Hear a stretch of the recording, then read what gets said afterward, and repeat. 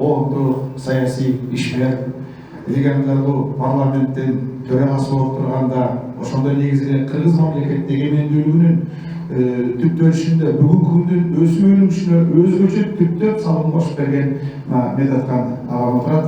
Медаткан ага куттуктоо сөздү сизге берсек. Асылбек мырза, менин сөзүм акыркы дедим го, Жок. мен партийный кызматта көп жылдар иштеп калган киши катары ойлоп атпаймынбы? Партийный жетекчилерге же сөздү башында беришчү эле, бирок мен кеч келдим, же аягында беришчү эле. Турсунбек мырза, кутман кара кут болсун эйлана. 60 жаш деген өзүңдүн көп жылдар бою элиңе, мамлекетиңе, үй бүлөңө жасаган эмгегиңдин бүгүнкү бир отчету өмүрүң узак болсун. Ар бир адамдын өзүнүн бешенесине жазган бир тагдыры болот экен. Ошо бешенесине жазган тагдырды туура өздөштүрүп кетсе, адам ошол касиети менен элге дагы, мамлекетке дагы колунан келген эмгегин жасайт экен. Мен муну айтып атканым, Турсунбек акын жөнүндө ушул жерде жакшы сөздөрдү айтып атат. Сен ветерандар экенсиң, айыл чарбасын жакшы билет экенсиң, жана башка. Бирок бүгүнкү кыргыздарга, бүгүнкү Кыргызстанга, Кыргызстандын чет жагына дагы сен акыйкатчы адам катары таанылып калдың. Кыргызстанда ушул жердеги отурган биздин акыйкатчыларыбыз таарынбасын.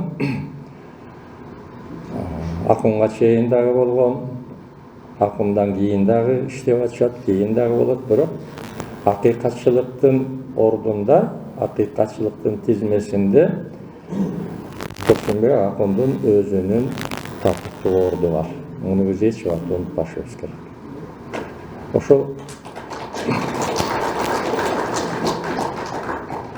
Ошол акын мырзанын акыйкаттык үчүн күрөшкөнүн болгондо дагы мени менен күрөшкөнүн бир айтып коеюнчу.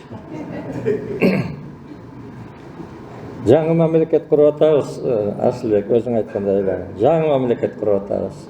27 октябрь 90-жылы президент кылып Аскар Акаев шайлап алды. Мен ал убакта идеологиянын катчысымын, конечно, партократ. Анан 1,5 айдан кийин эле мени болбойм десем, президенттеги болбойм деп кандидатурамды алып койгом. Ошол окуясы боюнча кийин дагы болбойм десем болбой, мени төрага кылып шайлап алышты. 1,5 айдан кийин. Декабрдын 11-inde. Январдын 10-дорунда жаңы эле 1 ай болуп калган төрага болуп иштеп атам.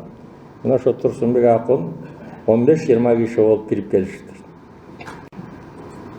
Мен помощнигим келип айтат, Медаткан Шеримкулович, ушу эшикте бир топ бир жаштар келди. Арасында депутаттар да бар, бир экөө, Турсунбек жүрөт арасында. Эмне сөздөр бар экен? Сизди кетиребиз деп атат дейт. Макул дедим, мына киришчи. Чогуу кирип келишти. Мен отур деп айткан жокмун, ордуманда турган жокмун, мен да бюрократмын да. Анда айтышты, Медаткан Шеримкулович, биз абдан жакшы президент шайлап алдык. Демократ. Сиз болсо опытный партократсыз. Кетиңиз деди ушул жерден. Мына акын туруп. Биз сизге деди 1 ай убакыт беребиз деди. 1 айдын ичинде өзүңүз өз ыктыярыңыз менен кетиңиз. Болбосо 1 айдан кийин келип, колуңуздан жетелеп чыгарып коюш кабинеттен. Макул дедим. 1 айдан кийин келиш. Ошону менен 1 ай өттү, 2 ай өттү. Кийин акын мырза көбүс жакын болуп кеттик. Мамлекеттик түзүлүш боюнча, мамлекетте демократияны куруу боюнча, мамлекеттин өзүнүн тандап алган көз карандысыздыгын башка республикалардан, башка өлкөлөрдөн кем болбой, мамлекетибиз тезирээк бутуна тургузуп алуу деген улуу максатка келгенде ар бирибиз өзүбүздүн сферабызда, өзүбүздүн милдетибизге жараша, өзүбүздүн колубуздан келген мүмкүнчүлүгүбүзгө жараша ушул мамлекетке кызмат кылып келе жатабыз. Кызматын кайтсын айлан, кызматын кайтсын. Кыргыз Республикасында демократиянын түптөлүшүнө 1990 жылдын 27-28 майларында түзүлгөн биринчи кыргыз демократиялык кыймылынын эң активдүү катышуучуларынын бири мына Турсунбек акын болгон. Азыр бүгүн демократия деген каныбызга сиңип баарыбыз туура түшүнүп калган мезгил бул бир башка. Тоталитардык системадан кетип жаткан мезгилде демократия менен тоталитаризмдин ортосундагы карама-каршылыктын болуп турган мезгилинде жаштар ошолордун ичинде мына Турсунбек акын бийликтен дагы коркпой, тоталитардык системадан дагы коркпой, биз өлкөбүзгө, биз элибизге демократияны курушубуз керек, демократияны сиңиришибиз керек деп чуркап аракет кылып жүргөн жаштардын бири мына Турсунбек сенсиң айыл. Муну дагы айтып коеюн, ал убакта сен 30га чыга элек жакшы жигит элең. Акыйкатчылык ишиң боюнча барбаган жериң калган жок. Менин досум Жахар Дудаевка чейин барып келдим. Чын эле Жахар Дудаев менин үйүмдө болгон киши. Мен аны жашыра албайм. Мен аны менен жакшы мамиледе болчумун. Ошол согушту токтотууга мен аракет кылдым. Элчинге чейин кайрылып, мени жибергиле, мен ошол согушту токтотуп берейин деп.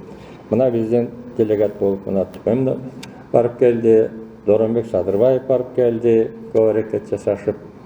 Мындай сөздөрдү айта берсек көп. Бүгүн мына урматтуу президентибиз, премьер-министрибиз жана башка органдар бардыгы тең өзүңдү куттуктап атат. Бул сенин эмгегиңе болгон биринчиден баа болсо, экинчиден сага болгон ыраазычылык, үчүнчүдөн сага болгон мындан аркадагы ишеним.